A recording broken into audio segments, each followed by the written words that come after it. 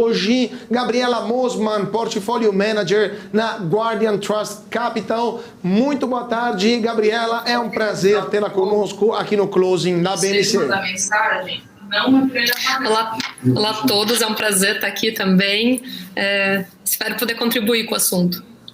Com certeza vai contribuir e muito. Gabriela, a gente estava falando aqui sobre inflação que veio em queda, né? Como a Isa estava lembrando, o IPCA, deixa eu pegar aqui só o IPCA para não errar o número. A prévia da inflação, o IPCA 15, veio 0,04% em junho e agora temos 3,40% de inflação na janela de 12 meses. A pergunta que não quer calar é: será que o Banco Central vai conseguir baixar juros em agosto? O que vocês estão achando aí na Trust Capital e como que vocês estão se preparando aí na Guardian Trust Capital para essa mudança no mercado?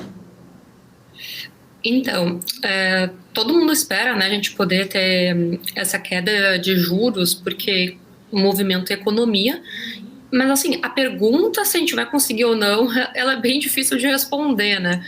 Porque são muitas variáveis. Eu acredito que a gente está, sim, num espaço onde a gente possa começar a dar essa diminuída, porém, eu, Gabriela, iria diminuindo aos poucos, né? A gente viu até na ata do Copom, ela bem dividida entre algumas pessoas já mais positivas, ali por agosto a gente ter essa redução, outras um pouco mais preocupadas, né?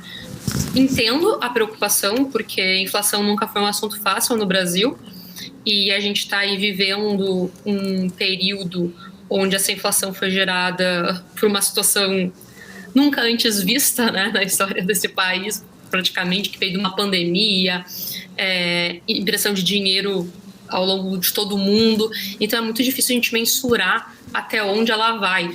Então, acredito sim que vai ter um espaço aí para uma redução, até porque a gente precisa também dar uma movimentada na economia, mas eu iria realmente aí numa redução com o pé no freio, sabe? Assim, bem cautelosa mesmo.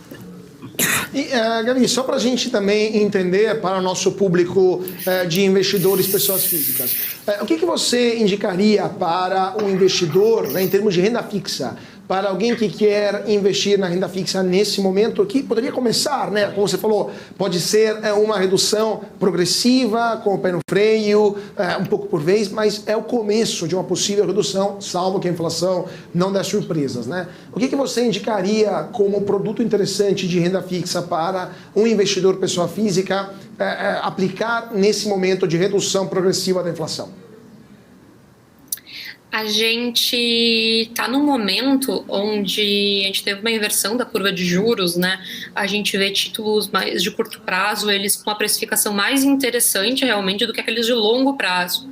Eu, particularmente, assim, nunca gostei muito de um título muito de longo prazo, e quando a gente fala muito de longo prazo, vai 20, 30 anos aí no Brasil, é muito difícil a gente conseguir mensurar, mas eu focaria realmente em um pré-fixado aí para 2025, 2026, se conseguir achar, ou também, né, como é que eu poderia chamar aí, aquela indicação básica que no Brasil sempre é bem válida, né, uma NTN-B, um título atrelado à inflação, porque não tem muito erro, né? A gente consegue aí se proteger contra a inflação, seja ela 2, 3%, seja ela 10, 20%, a gente ainda tem um ganho. Então, daqui a pouco fazer uma diversificação entre esses dois tipos de títulos é bacana. Porque mesmo em renda fixa, pessoal, a gente tem que dar uma diversificada, né?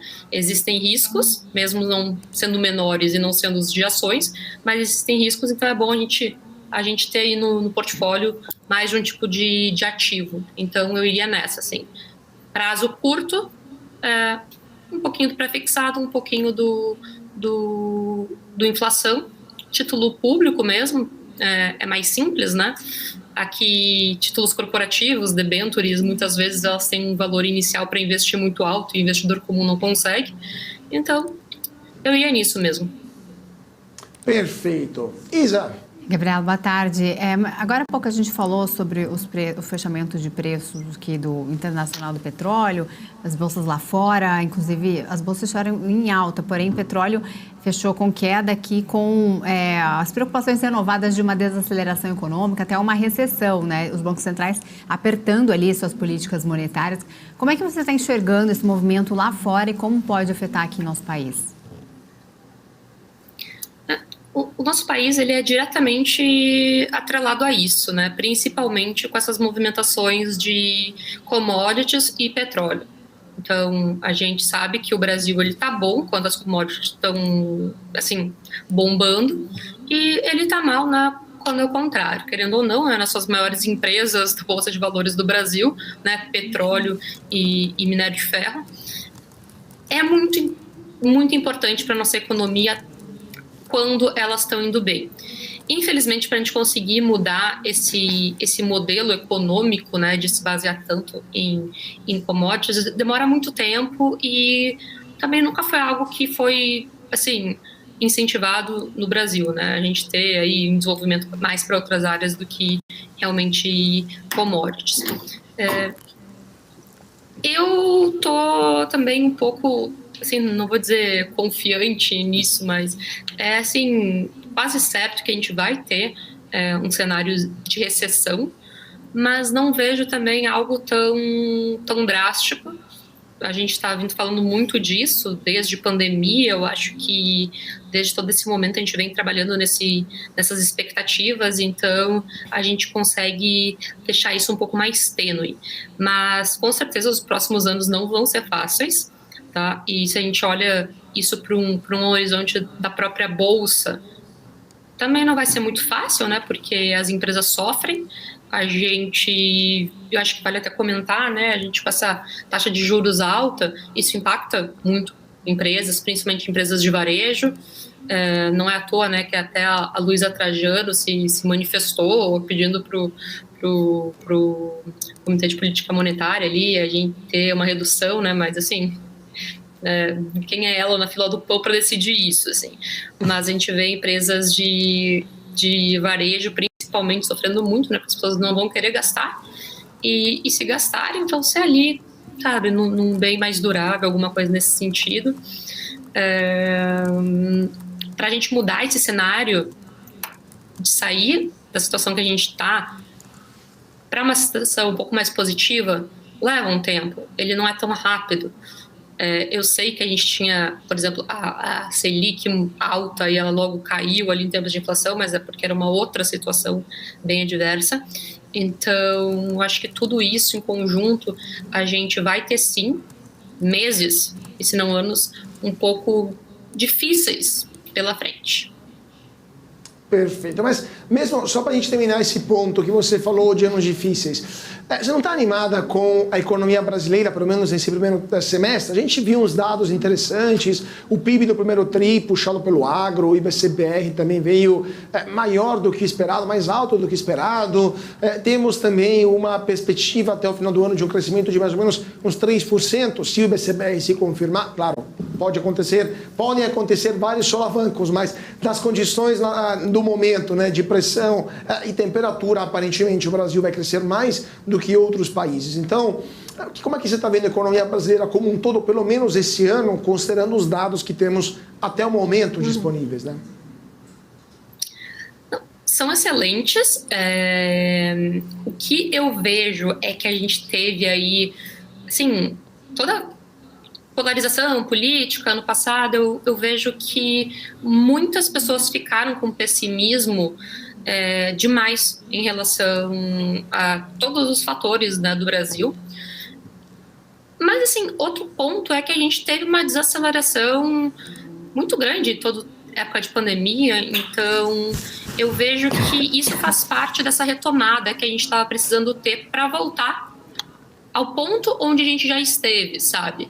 Então, é um crescimento que, aos meus olhos, ele não é assim tão construtivo, seria no construtivo no novo, mas sim numa reconstrução, sabe? Numa retomada do que a gente já teve. O que é melhor, claro, sempre é melhor a gente ter indicadores positivos do que zerados ou negativos, né? Mas aos meus olhos são isso, assim, eu acho que a gente tem muito mais potencial, a gente poderia realmente acelerar muito mais, e a gente não vai, por N fatores, mas realmente a gente foi melhor do que era um consenso no mercado, sabe? Ao meu ver, assim, era tanta pessoa se degladiando que o negativismo tomava conta, e não é tão assim, sabe? O Brasil já teve diversas situações, diversas pessoas no seu comando, e de uma forma ou outra a gente sempre vem dando o nosso jeito, né? Então, as coisas vêm acontecendo, a gente vem crescendo, e eu não vejo como isso não continuar. Pois é, vamos ver então, vamos continuar os papos daqui a pouquinho, Gabriela, não sai daí, vamos para um rapidíssimo intervalo, 2 minutinhos e voltamos já já com a Gabriela Mosman, gestora de portfólio na Guardian Trust Capital, para comentar conosco as principais notícias de hoje. Não saia daí, voltamos já já.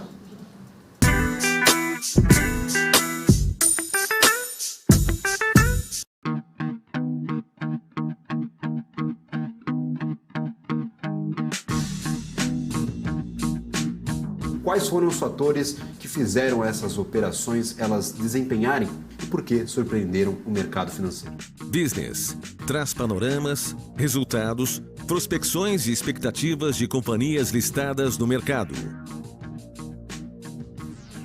BMC News. Informação que gera valor.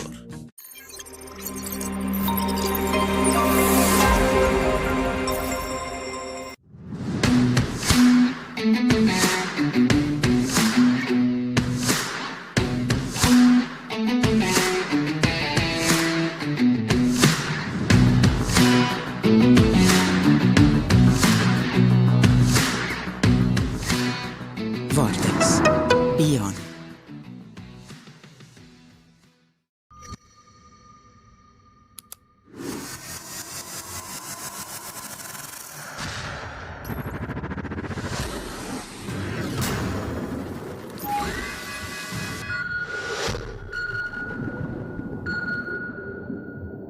Brasileiro, o mar é seu. Brasileiros, rumo ao mar. Marinha do Brasil. E de todos os brasileiros. Ministério da Defesa, Brasil, União e Reconstrução. A maioria dos gurus financeiros estão por aí fazendo você acreditar que operar opções é difícil demais. Será mesmo? Meu nome é Raoni Rossetti, eu trabalhei na XP por 11 anos, montei a área de produtos estruturados e por vários dias eu negociei mais de R$1 bilhão no meu teclado. Eu desenvolvi algo muito simples, que antes estava escondido apenas para grandes investidores que eu atendia. Mas eu resolvi abrir o jogo em uma websérie de 3 episódios 100% gratuitos.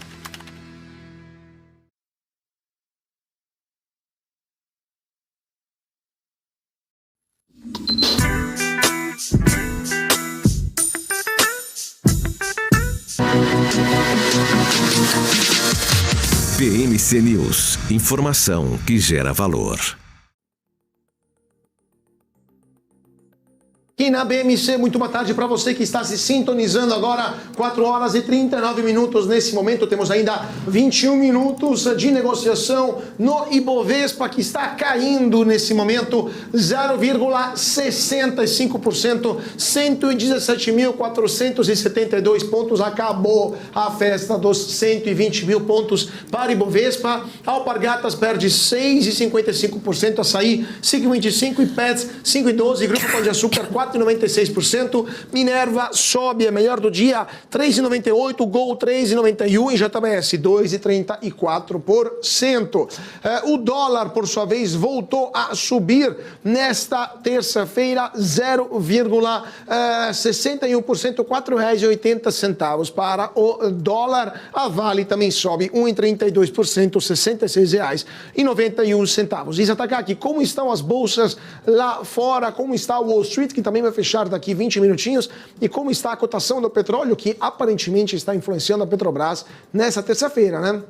As cotações dos preços internacionais de petróleo fecharam em queda, que é a queda de 2,59% barril Brent, que é a referência Petrobras, e a $72,26. Agora, as principais bolsas internacionais americanas estão todas em alta, com alta de 0,63% Dow Jones, índice S&P 500 1,21% de alta e Nasdaq 1,75%.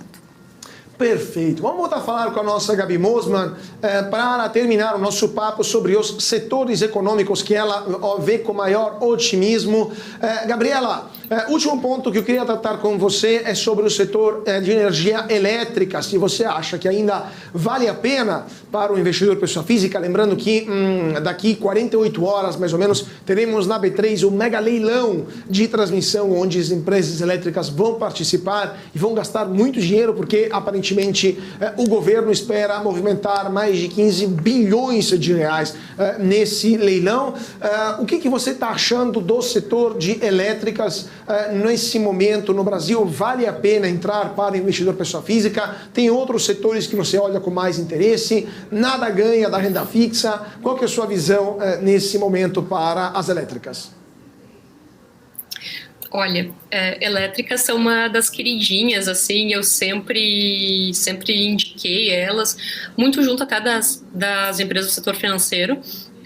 Para quem não sabe, né, a grande maioria das empresas de energia elétricas, elas têm contratos pré-definidos, já indexados a indicadores amplamente conhecidos. Então, a precificação delas é muito mais fácil do que qualquer outro tipo de empresa.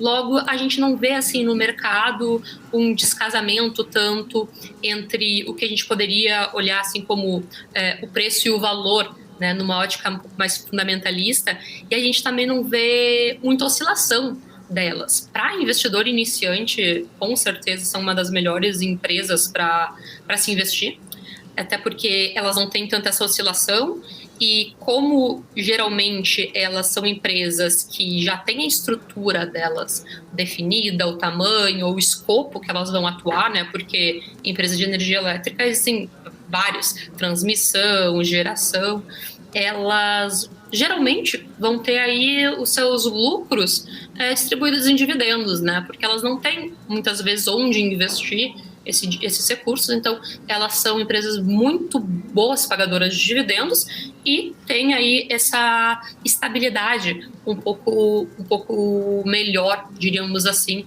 em termos de preços. Mas vai ter esse leilão e tudo mais, gente. Beleza, mas assim, é necessário existir empresas de energia elétrica, sabe? Se vão vender uma, outras vão comprar, então elas vão ter que estar sempre no mercado. A gente precisa disso. E é muito difícil ver, em algum momento, assim, onde o governo iria estatizar todo esse serviço de energia elétrica. Não teria o porquê.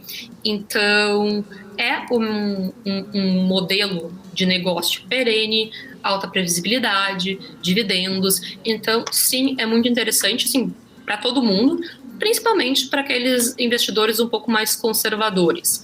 Assim, o Carlos perguntou, né, nada ganha da renda fixa. Assim, a gente está num momento complicado, de taxa de juros alta, mas nem sempre é assim. Então, dá para ter um pouquinho de renda fixa, dá para ter um pouquinho de empresa de energia elétrica. Falando em outros setores, eu gosto muito de uma tese sobre o setor de construção civil, porque já vem se discutindo aí no mercado há bastante tempo para um momento onde a gente começasse a ter uma redução da taxa de juros. Para esse setor vingar, a gente precisa de uma taxa de juros realmente mais baixa, do jeito que está, não tem como. Mas é algo que a gente precisa explorar dentro do próprio Brasil, assim, pensa numa construção não só como prédio residencial ou prédio comercial, mas até mesmo na construção de rodovias, portos. Então, a gente vê aí o Brasil com essa carência e, ao meu ver, quando a gente realmente tiver com uma taxa de juros mais baixa, a gente conseguir realmente ter essa queda e tá no momento um pouquinho mais estável, talvez até no iniciozinho ali de uma virada de ciclo aí para um crescimento econômico, sair, né, dessa parte mais de recessão, a gente possa ver sim uma valorização desse mercado. Então, eu acho que é interessante, né,